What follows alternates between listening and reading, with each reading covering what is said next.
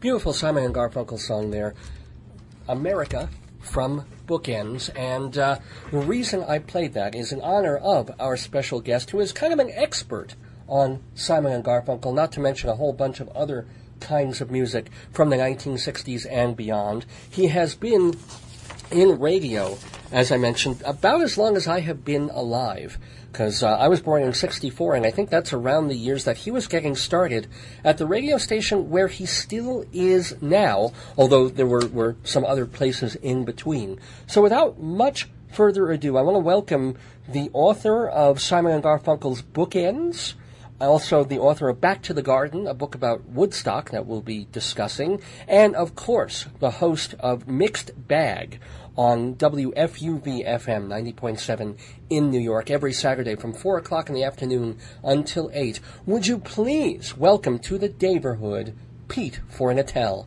Hello, Pete. Fanfare. How you doing, Dave? Good morning. Oh, I'm great, Pete. And how are you? You mentioned off the air that you have a little bit of a cold. Yes, change of season. It always happens, change of season. And here we are, let's see, December 22nd, I guess, is when winter officially begins. So I'm right on schedule, apparently. Now, well, let me ask you one thing. As a radio person, you sound fine. Your voice sounds great, and not having nose or throat trouble to our ears. What do you do when you're well enough to do the show, but you're really under the weather? What are your, as a radio broadcaster, how do you medicate? I am an inveterate tea and honey guy. I find it very soothing, and I also find it medicinal. There's also adrenaline. You know, I've gone to work with an illness of some sort or other, and while the show is on, you're so focused on what you're doing that you don't feel any of the symptoms. As soon as the show is over, though, and everything sort of comes crashing down, all of a sudden the sore throat is back, the ears are popping, all of that stuff. It's sort of a miraculous devotion to duty that gets us through this sometimes when illness is a part of the picture. It's true. I remember interviewing a few years back a singer named Maud Maggart. She's kind of in the cabaret vein. She's actually Fiona Apple's sister. And I asked her about that, and she said that there's this thing called Dr. Theater, where if you have to go on stage, whatever it is, whatever is in your head or whatever illness is swirling around you, there's just this something that kicks in about 30 seconds before you go past the opening of the curtain, and you get through it. And you do it. I'm a firm believer in the mind-body connection and how the two are, interwoven throughout our lives. And those of us who, are in public media, we have this added responsibility, I guess you would call it, where you have to be at your best when you're doing your job communicating with people. And it's just amazing what the mind over matter, I guess, is the cliche that came out of this years and years ago. But I believe firmly that it exists. Yeah. We're talking with Pete Fornatale of WFUV, Mind Over Matter. And are you of the Woodstock mindset? First of all, are you a child of Woodstock? I don't think you were physically there, but certainly spiritually you were there. And I guess that has informed your sensibility in an extremely strong way. Am I kind of right about that? No, that is correct. The irony about Woodstock for me is that when I got my job at WNEW-FM in July of 1969, the very first live commercial that I ever read on the radio, having come from non-commercial radio, no less, but the first live commercial that I ever read on the air was for the Woodstock Music and Art Fair. Oh, wow. And I remember thinking to myself, hey, this sounds pretty good. I'm definitely going to go to this show. But the program director had different ideas, His point of view was, hey, we're going to need someone back here at the radio station to do fill-ins and news reports. You're elected. I was the new kid on the block, not much bargaining power with the program director. You know what that's like, Dave, I'm sure. And so I literally spent that weekend running news reports back and forth between the WNEW AM newsroom and the WNEW FM studio. And it was while that weekend unfolded that I made this promise to myself that any time I sat in front of a microphone with someone who had been there either on stage, backstage, or in the audience, I would get their story. So over 40 years, I collected an enormous number of reminiscences about the festival. Now, in my mind, they were 4 radio specials, which I did do on all of the major anniversaries, including the 1st and the 5th and the 10th and the 25th. And in some respects, they keep getting bigger. The 40th was one of the biggest of them all, and I assume that in a mere 8 years, the 50th will be another international story. But my son, my oldest son, who did not go into the family business of radio, he turned toward print and is a writer and an editor and a book packager. He came to me a couple of years ago after the Simon and Garfunkel book and said, "Do you want to do another one?" And I said, "What do you got?" And he said, 2009 is the 40th anniversary of Woodstock. And I said, "Woodstock? I've got half the book done already." I had to go into the closet and dig out these reel-to-reel tapes, have them digitized, transcribed, then edited all of the first-person accounts that I had collected for 40 years, and that is about half the content of Back to the Garden, the story of Woodstock. And that, by the way, is from Touchstone Books. And the other half was your writing about your feelings on it or the history of it. What's the other half of the book? Well, it was, all of this was my son's idea. Every suggestion he made it a better book. Now, here's a kid who was born 3 years after Woodstock happened, but he gets it.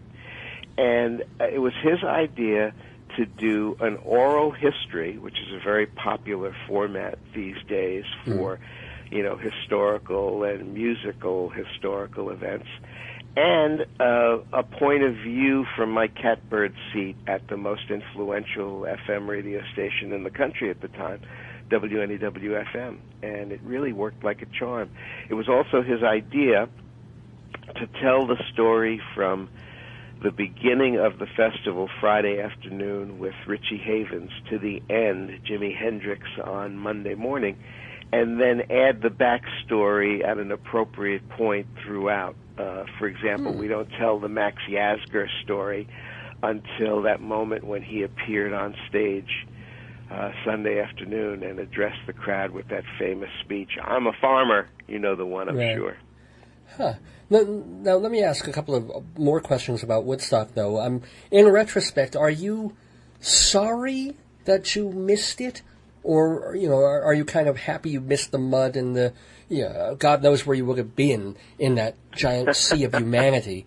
Because everybody wants to, we see the Scorsese movie, we read the books, we'll hear your radio specials. And, wow, wouldn't it be amazing to see Sly and the Family Stone or Richie Havens or whoever, The Who, Grateful Dead, whatever. And then you start to think about, wait, I would have had to get out of my car, walk 7 miles, get rained on, not get to a bathroom, not seen anything, barely heard anything, being afraid of lightning. I mean, it sounds actually pretty horrible. I've been doing interviews about the book for 2 years now, and no one has asked a better question than you just did. I'm serious. No one has specifically said, would you prefer to have been there or not been there? And so, therefore, I can reveal to you that I'm thrilled with the way things turned out. Well, it was very nice to be in the air-conditioned studios of WNEW-FM in August of 1969, as opposed to the mud at Yasgur's farm. Well, now let me ask, since you've gotten all these different oral histories, and have you talked to Michael Lang as part of the whole thing? Is he in there? Yeah, absolutely. Yeah. So here's my question, because and this is just one of these weird serendipitous things, but only a couple of months ago, we talked to Elliot Tiber on the radio program, the author of Taking Woodstock. Right, the movie. I thought the movie would have a greater impact but it really didn't. It disappeared very quickly. You know, I think Elliot's story is a sidebar at best, really. Right. He's an interesting, colorful character. But, you know, I think people have a tendency to inflate their own importance in some sort of bid for immortality. You know, and while I think Tiber's story is a sidebar, it's an asterisk, I don't really think that it is a primary story, and maybe that's why the movie didn't do as well as people had anticipated. Although I'll tell you two things about the film, or maybe three. I was asked to head up a panel discussion about it in Washington, D.C. by the magazine called The Nation. Oh, yeah. And I love to see a movie without any predispositions about it, you know, just have it unfold without reading anyone's review or discourse about it. And so there I was watching this film in Washington, D.C. for the first time before heading up this panel discussion. Yeah. And the three things that have stayed with me now are the lead, the fellow who played Elliot in the movie. He was really good. Very, very talented stand-up comedian named Dimitri Martin, I believe. Mm-hmm. You know, I loved his stand-up that I had seen on Conan O'Brien or any of the late-night shows. Plus, he had his own half-hour show on Comedy Central for a while. And it's always interesting to see someone take the steps away from stand-up comedy into another medium, whether it be film or the stage or whatever.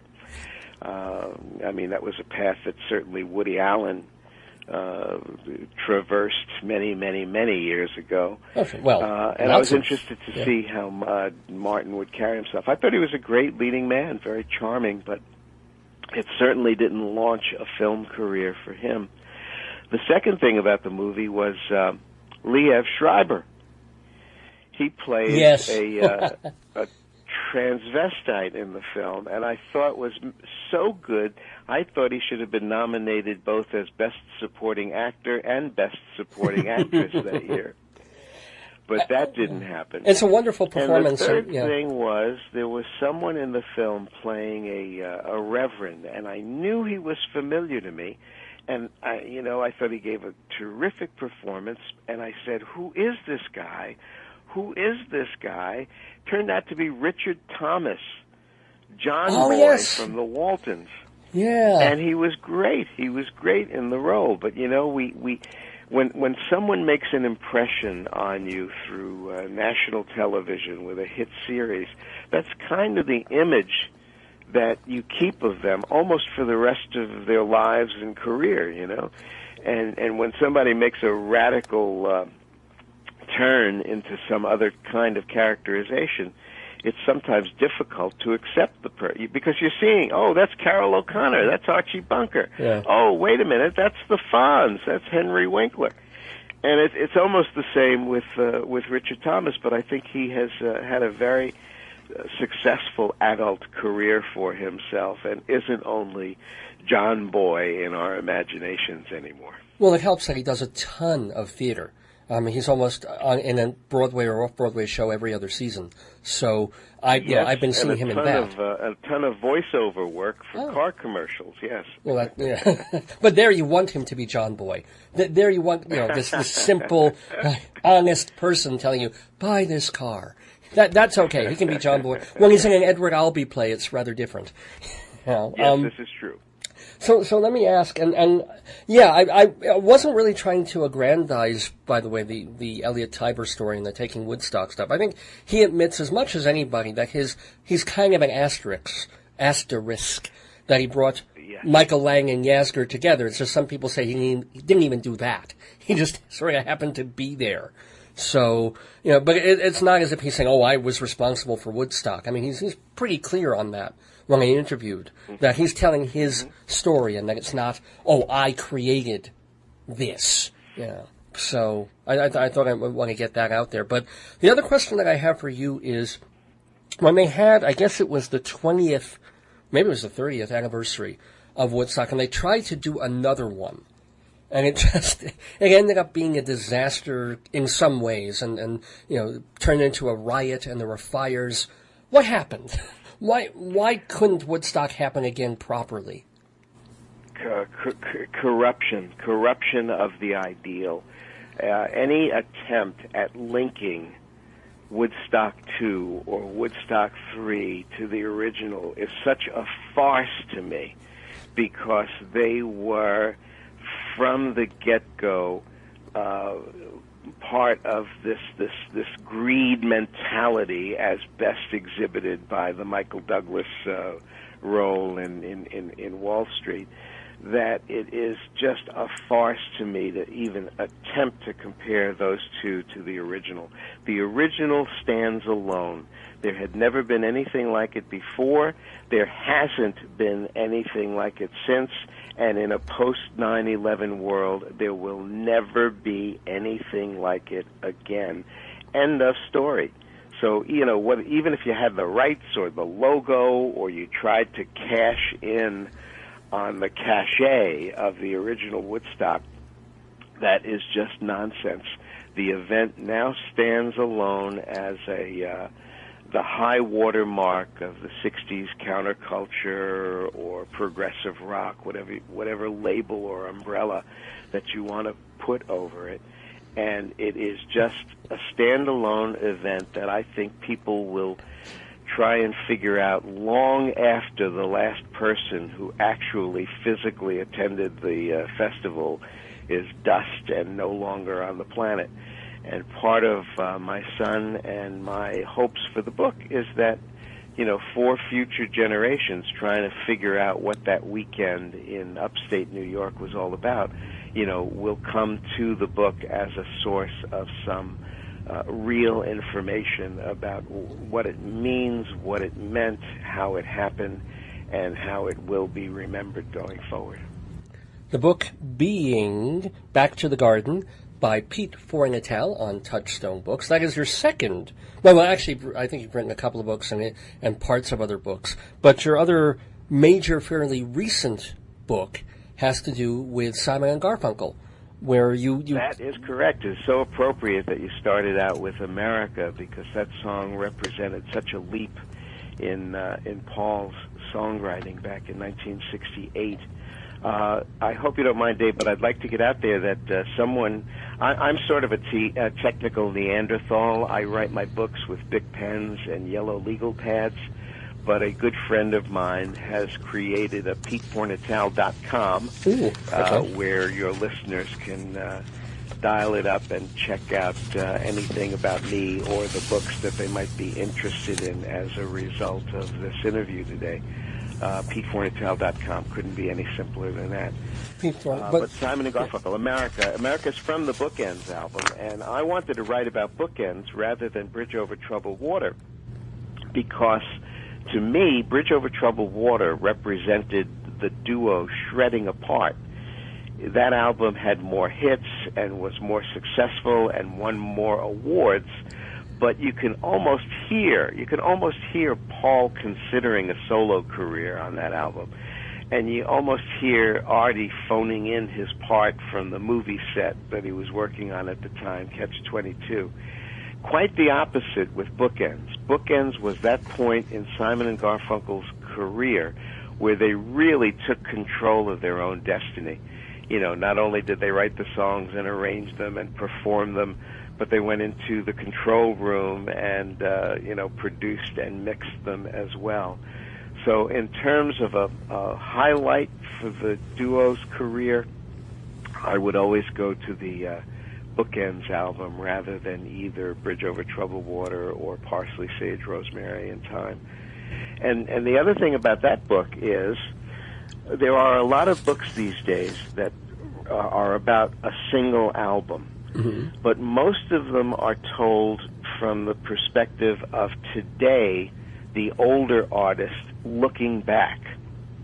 What's different about the Bookends album is that by a quirk of fate, I interviewed Simon and Garfunkel twice at Fordham University in the 60s. I believe it was December of 66 and then October of 67, when they were in the act of creating the album Bookends. Wow. And I managed to save those interviews all of those years, and so when the Bookends book was done, we had the artists in the act of creation telling the story, as well as the artists 40 years later looking back at what they had done over that span of time. So that, to me, is the intriguing part about the Bookends album. It was also Simon and Garfunkel's entry into the concept album sweepstakes. You know, that was a very popular notion in the 60s. I think the classic ones are Brian Wilson's Pet Sounds in 1966, the Beatles' Sgt. Pepper in 1967, right? The Who with Tommy in 1969, and if I were to pick one from 1968, it would be side one of Bookends. That was Paul Simon's suite of songs about the life cycle. You know, it begins with the Bookends theme, goes into Save the Life of My Child. You have America, the Kids on the Bus. You have Overs, the sort of end of a relationship. You have the Voices of Old People. And then the song that has almost come to define Simon and Garfunkel, Old Friends. Old Friends, back to the Bookends theme to wrap it up. Now, in 1968, Paul Simon was a 20-something songwriter who wrote this lyric that goes, "Can you imagine us years from today sharing a park bench quietly? How terribly strange to be 70. Of course, yeah. Well, Paul turned 70 on October 13th, and Artie followed him on November 5th. You know, back in 68, turning 70 was like science fiction. It was Buck Rogers. It was so futuristic that it wasn't even worth thinking about. And yet now to see that for those two guys, that milestone has passed. I think it's, you know, there are two noteworthy birthday references in rock and roll. One was by Paul McCartney on the Sgt. Pepper album, "Will You Still Need Me, Will You Still Feed Me When I'm 64? Well, that happened 5 years ago for Paul. Right, yeah. And the other one was How Terribly Strange to Be 70 for Simon and Garfunkel, and that just happened in the last 2 months. It's a real good reminder of how quick this trip on this planet is for all of us in the end. Let's hear a little bit of Simon and Garfunkel, the Bookends theme.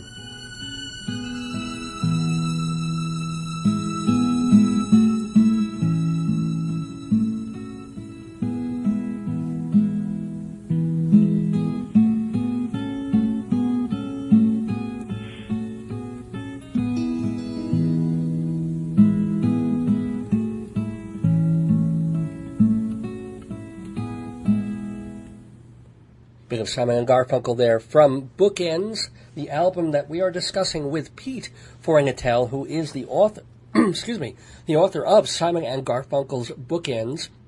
I guess that's part of a Rock of Ages series. Is that how it works? Is that, Yeah, but that was my son's series for Rodale Press.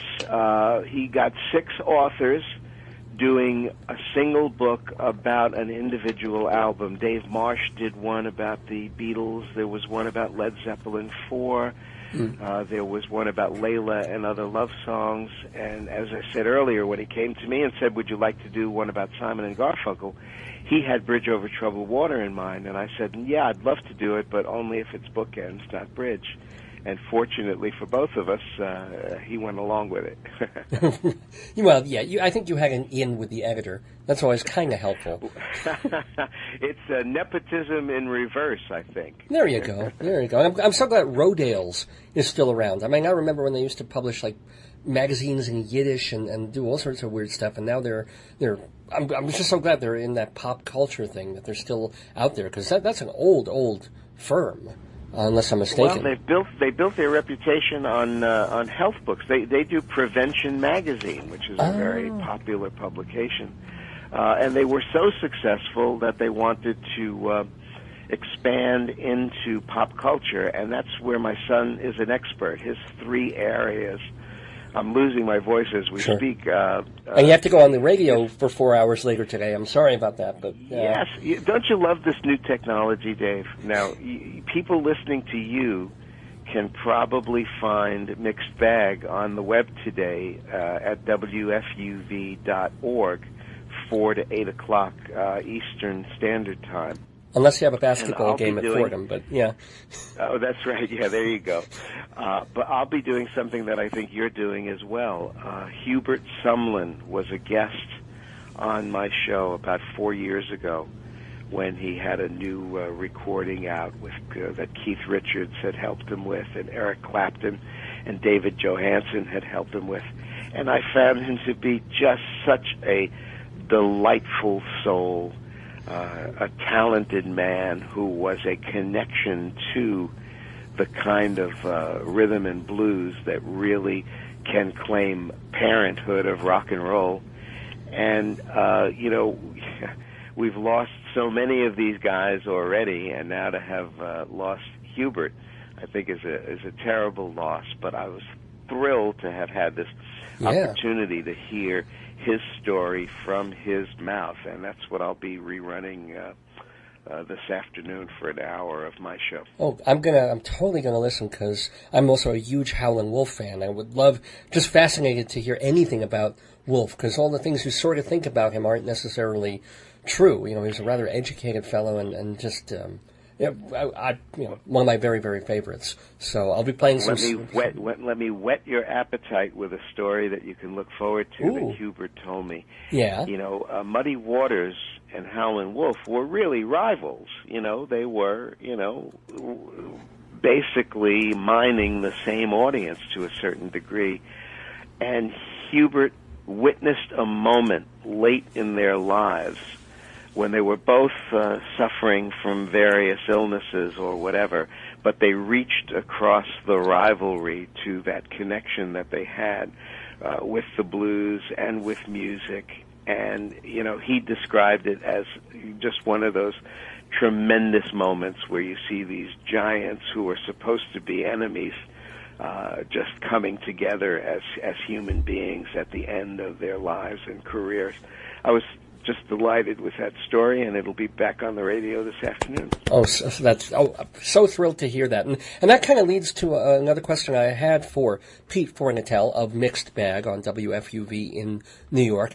Having been on the radio since the mid-1960s over, where you are now at Fordham University, and then through the NEW years and the K-Rock years, you must have amassed this extraordinary collection of interviews with incredibly famous and important rock personages. How much of that is still is salvaged, be it on reel-to-reel or whatever, and what can be done with those archives so that at some point they can be made available in some way? Boy, do you ask good questions. Well, That's another one that no one up till now has bothered with. Yes, you're absolutely right. I have about 700 hours of reel-to-reel tapes, only a fraction of which has been published in either the Simon & Garfunkel or the Woodstock books. So, yes, I am thinking about a memoir that would include my encounters with Ringo Starr and George Harrison and Mick Jagger and Jerry Garcia, and on and on and on and on and on. But the immediate product, the next book, Dave, I don't know if this will be a scoop for your listeners or not, but the next book that I am up to my ears in right now is called 50 Licks, and it's about the Rolling Stones' 50th anniversary that happens next year. They played their first gig as the Rolling Stones on July 12th, 1962. So this coming July, it will be 50 years that an entity known as the Rolling Stones has been on the planet. And we are furiously trying to get a book together that will celebrate that anniversary. And, of course, since the group still exists, unlike the Beatles or so many others, since the group still exists, there's the possibility of 3 of the original members being back out there on the road to celebrate that milestone in 2012. And if my book gets a ride on those coattails, I would be thrilled to death. Is that also going to be a Rodale? Do you have a contract or whatever? No. This one, let's see. Rodale was Simon and Garfunkel. Right. Simon and Schuster. Touchstone was Woodstock. And this one will be Bloomsbury Press. I had not heard of Bloomsbury, I'm ashamed to admit. And when they made an offer for the book, I looked them up, and it turns out that in England, Bloomsbury is the company that produces the Harry Potter books. So we're in good company once again. Yeah, well, who wouldn't turn down a Rolling Stones book with actual, interview encounters way back when? Well, did you meet Jagger and the other people, or did you just talk to Jagger? Yeah, I've got my famous encounter with Jagger happened in 1989 when I switched from WNEW-FM to K-Rock. I was there about a month, and my program director at the time, still very viable force in New York radio, Mark Chernoff, he's at WFAN right now, the sports station, but he wanted to make a big splash of my having left NEWFM after 20 years and joining K-Rock, that he set up an interview with Jagger at Shea Stadium when the Stones were doing a series of concerts there in October of 1989 on the Steel Wheels tour. And NEW at the time didn't get an interview with the Stones, but K-Rock did, and it was such a coup and such a great way to sort of, begin my 7 years at a new radio station. And Jagger was delightful. I mean, I was nervous, and he made me feel at ease. He said, he says, I live in New York. I've heard your broadcasts. I enjoy them very much. He's the ultimate politician. You never quite know whether it's sincere or not, but it doesn't matter. It's Mick Jagger, for God's sake. So it was a wonderful encounter in Davy Johnson's office. Davy Johnson was the manager of the Mets at the time. Of course, yeah. And the Stones had converted it into an oasis in the desert. There were flowing draperies and women dressed up as harem girls, and all of the food and aromas that one might imagine in such a situation. And all of a sudden, this jock dressing room was turned into this fabulous oasis at Shea Stadium.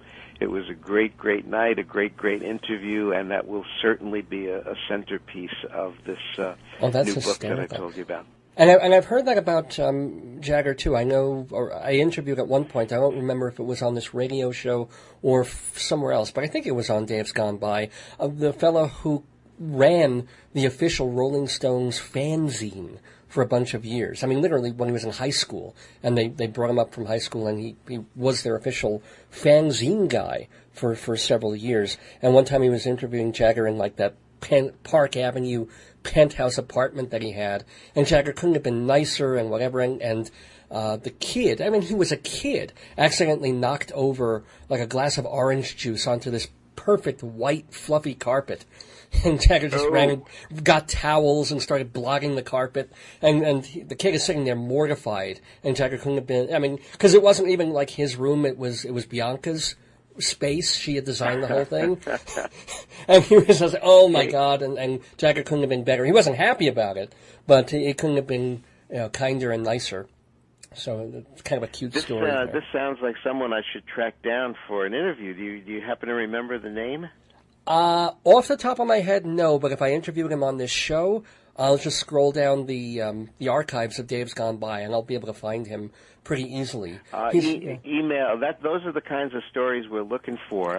Little things that maybe before have never been a part of the bigger Stone story. Let me tell you a real quick one. Sure. My son's friend grew up in Weston, Connecticut, which is where Keith Richards and Patty raised their kids over the years. And he went to school with Keith's daughters, and they were at Keith's home one day for a date or a play date or whatever you'd want to call it, as teenagers. And Richards walks into the room with a Bowie knife in his hand. Okay. You know, those big, huge knives. If you're a Davy Crockett fan, you'll remember that Bowie was one of the characters at the Alamo, and he had this, what has come to be called a Bowie knife. And it has this very sharp point, and he was, picking his teeth with it and just casually making small talk with these boys. And as he was leaving the room, he looks over his shoulder with the knife in his hand, and he says, "Respect my daughters." Wow! Now, this is the group that had headlines in the '60s. Would you let your daughter date a Rolling Stone? Boy, life certainly turns on a dime as things move along on the journey, don't they? Oh, that is wonderful. I mean, I haven't had the time, but I started reading the Keith Richards bio, Life.